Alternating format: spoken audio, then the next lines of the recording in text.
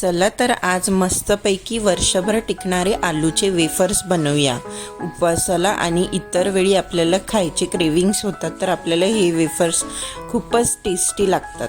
तर मी 5 किलो आलू घेतला, तो शिलून घेतला आणि छानपैकी त्याचे वेफर्स करून घेतले. वेफर्स छानपैकी 2 पाण्याने धुवून घेतले आणि त्याच्यामध्ये तुरटी फिरवली. तुरटी फिरवल्यानंतर रात्री हे सर्व केल्यानंतर सकाळपर्यंत मी वेफर्स तसेच पाण्यामध्ये ठेवले आणि दुसऱ्या दिवशी सकाळी 3 पाण्याने धुवून कढईमध्ये मीठ टाकलं आणि खळखळ पाणी उकळलं. त्याच्यामध्ये वेफर्स घातले आणि 8 ते 10 मिनटं उकडून त्याला व्यवस्थित चाळणीमध्ये झारून घेतलं त्याच्यामधलं आणि ते मस्त 2 ते 3 दिवस कडक उन्हामध्ये वाळवले आणि मस्तपैकी एका डब्यात भरून ठेवले.